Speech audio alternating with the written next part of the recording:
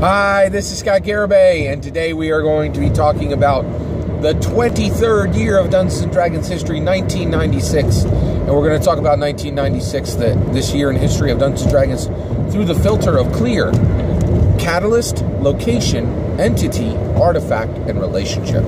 Now, who is the catalyst for Dungeons & Dragons in 1996? Well, he is a gentleman by the name of Shigeru Miyamoto. And he is the creator of the Legend of Zelda video game. This video game will come in, show up on the scene, and it's very important because Legend of Zelda will be one of the absolute critical elements that makes Nintendo a powerful console, both in America and Japan, and consequently all over the world. And in 1996, with The Legend of Zelda, you are seeing, a blossoming of video games coming into full acceptance at the mainstream level. There are multiple consoles at this point. Video games are being played on PCs, personal computers.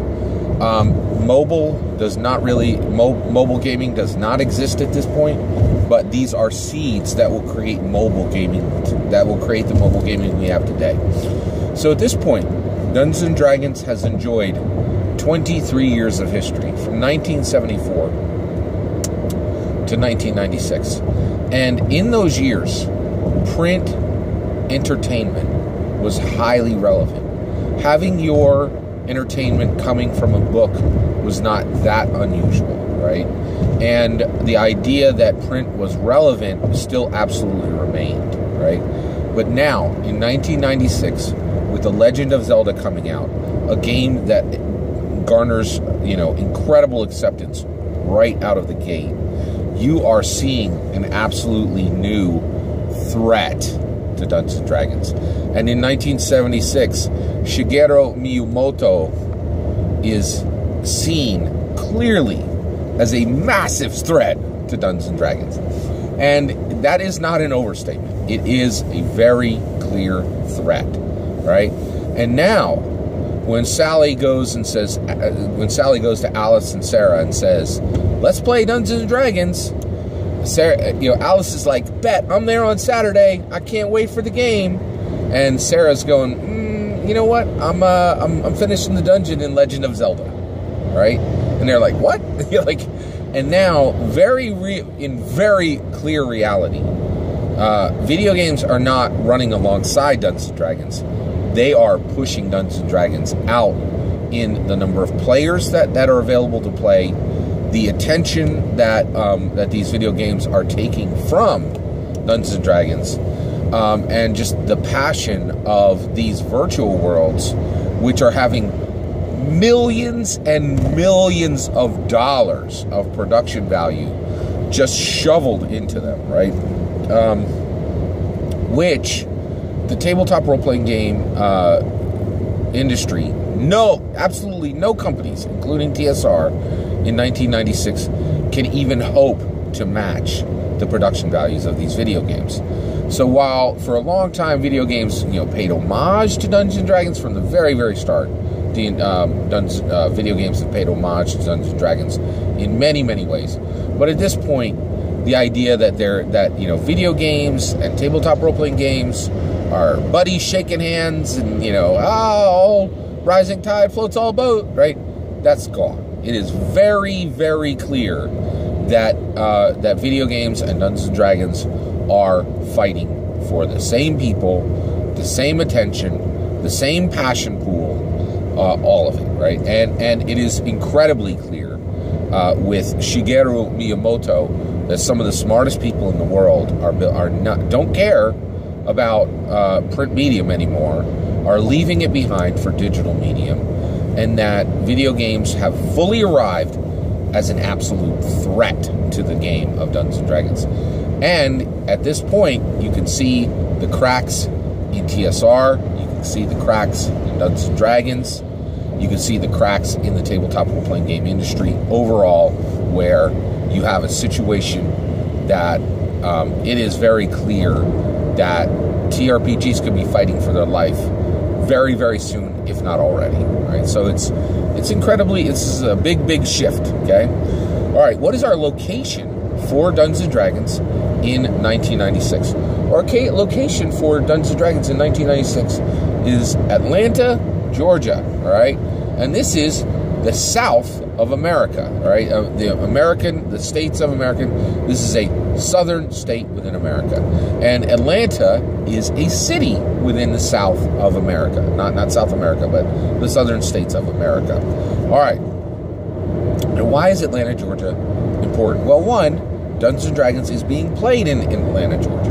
And there are FLGSs, right? But something is happening in Atlanta that will happen in many cities in the southern states. And that is essentially like a revival, right?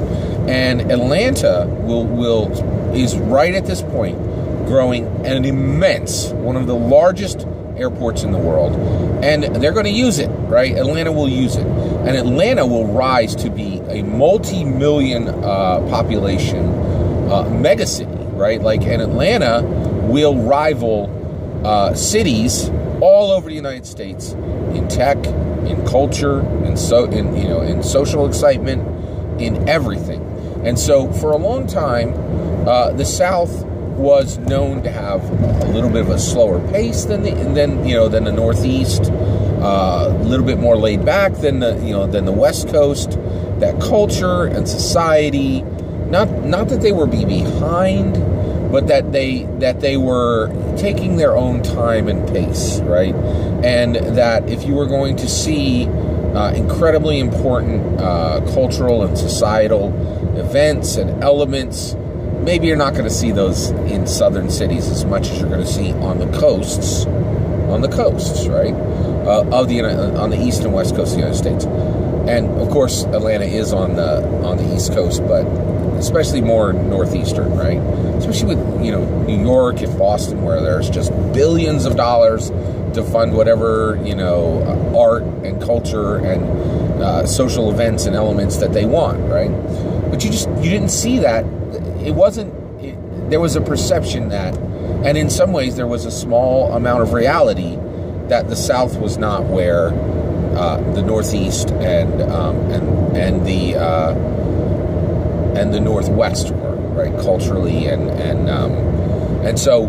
But Atlanta is one of the cities that fully rejects this perception, and it's debatable whether it was reality or not, and really starts to own itself as the South is going to, the southern cities and the South itself is going to compete for technical, cultural, societal relevance aggressively. So Atlanta is really starting to spin up, and today Atlanta is an incredibly robust city, and in my opinion, it really shined as a star for other southern cities to say, we will not be second to anything on the West Coast or the East Coast, and certainly in nothing in the North, right? And so Atlanta really is becoming a booming metropolis, right? And this is starting, and you can see this very much in 1996. And today, some of the best, rap comes out of Atlanta, and there's amazing cuisine, and there's literature coming out of Atlanta, and it's incredible. And there's 20 other southern cities that are just like it, right? So that the South is not in any way, is absolutely fully challenging the North for cultural and societal relevance, right?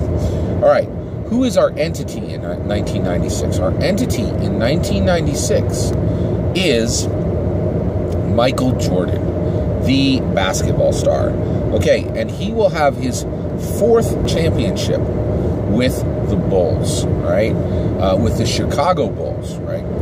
And Michael Jordan, with this, with what he accomplishes, is a shining example of a lot of things that will definitely impact Dungeons and Dragons. So one, Michael Jordan is solidifying that sports are absolutely critically and massively important within the United States of America, and that sports in America will set the pace for every country on the planet.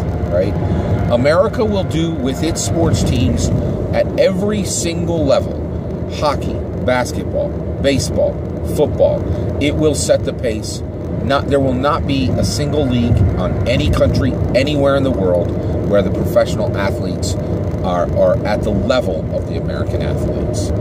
Maybe some of the Canadians challenge some of the American hockey players, but even there, many of the Canadians will be hired right onto American teams, right? So, but overall, Michael Jordan points to, one, American dominance in sports worldwide, right? Two, what can be achieved physically by an athlete, by a modern athlete. And he is breaking records that will not only stand in basketball, but will really declare him as one of the greatest athletes of any sport ever, right? Also, Michael Jordan will also point to the commercial power of sports, right? And the Air Jordans will begin showing up, and these are sneakers that are so sought after, that will be so commercially successful, they will define street culture to this very day, right? In 2019, Jordan is still a relevant brand, and Air Jordans are still collected, and, you know, it's a huge, huge thing, right? Now, what does that mean for Dungeons & Dragons, right? What does it mean for Michael Jordan to be standing here? It's another thing that now is threatening Dungeons & Dragons. And the reason why is Dungeons & Dragons community, Dungeons & Dragons designers, Dungeons & Dragons dungeon masters, Dungeons & Dragons players at the macro level are not connected to sports heavily, right? And so this will be one area where there's just kind of a crack, right? And TRPGs are heading into a difficult commercial time because the world is saying, hey, we see what you're doing over there. It's super cool. We get it. But the world is changing, and there's a million other things to watch and do and participate and be involved with, right? So Michael Jordan will be a very important entity in 1996. So what is our artifact in 1996? Our artifact is incredibly important. It is the Motorola StarTAC mobile phone. This is a flip phone, okay? It fits in your pocket. It is not outrageously expensive. When you pick up the Motorola StarTAC and you dial a home phone, a landline, another mobile phone, that phone call goes through, okay? This is huge. This will start the mobile device craze. This will be really one of the first big steps in saying mobile is not for the super rich. Mobile is not for the technically savvy. Mobile is a device. It's going to be in everybody's pocket. And the Motorola StarTAC is a competent, capable device that can be afforded by average Americans. And this will be massive because one of the largest changes in modern history is the fact that in America, it is Amish people don't carry phones. Everybody else does, right? Like even homeless people in America will more often than not have a mobile phone, right? And so it means that every single person in America has a computer in their pocket. They're able to talk to people instantly. Problems that used to take, minutes or hours or days to solve can be solved in seconds, right? A person lacking in knowledge, who cares? Wikipedia is at your fingertips, right?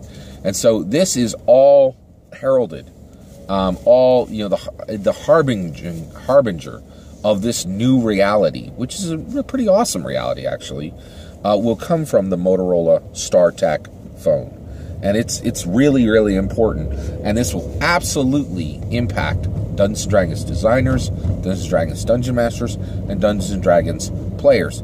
It will make it easier for them to get together, to get games together. It will allow them to put more time into their games throughout the week, right? They can just jot a note. They can text each other. They can call each other, not just when they're sitting at home, but anytime, when on their lunch break, right?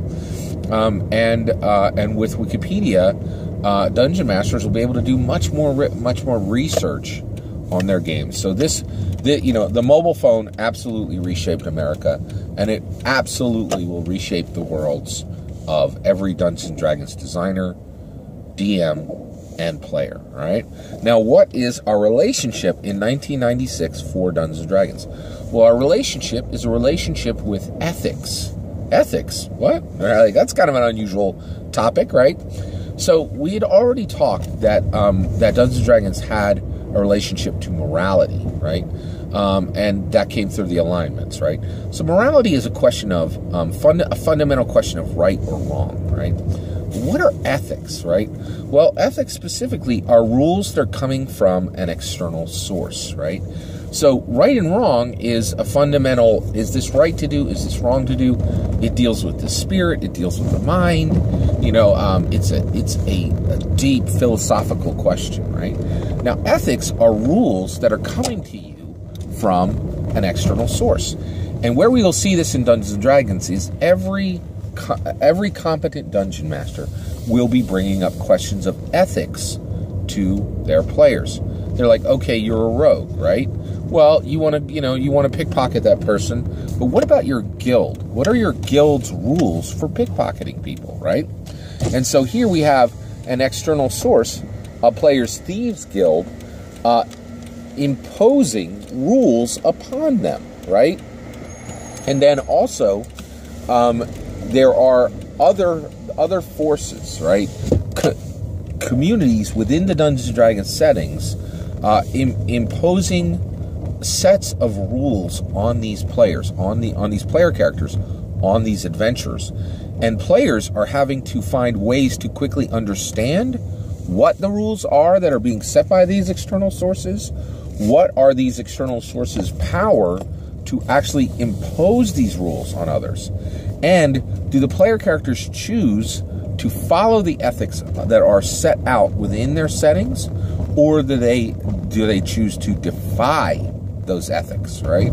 And then also, by putting forward ethics through multiple sources within the settings, players are being asked to understand the difference between morality and ethics, right? And this is another thing that will set Dungeons & Dragons apart from board games, right? And it will also continue to set it apart from video games, right? In many ways, where because you have a human being who can adapt to the story and can adapt to the signals of the players, which video games could not do. They write it, send it, that's it, right? Maybe you get a few choices here and there, but it can't naturally, simultaneously, instantly adapt to what the players are bringing into the game. Board games can't do this, and video games can't do this, but Dungeons & Dragons, because it's this super unique, super special mixture of art and literature and game, it can, right? And so ethics, so the game will always have a relationship to ethics. That is a clear history of the 23rd year of Dungeons & Dragons, 1996, from me, J. Scott Garibay. Please let me know your thoughts on what was happening with Dungeons & Dragons in 1996. Please consider liking and subscribing, and thank you very much for watching or listening today. Take care.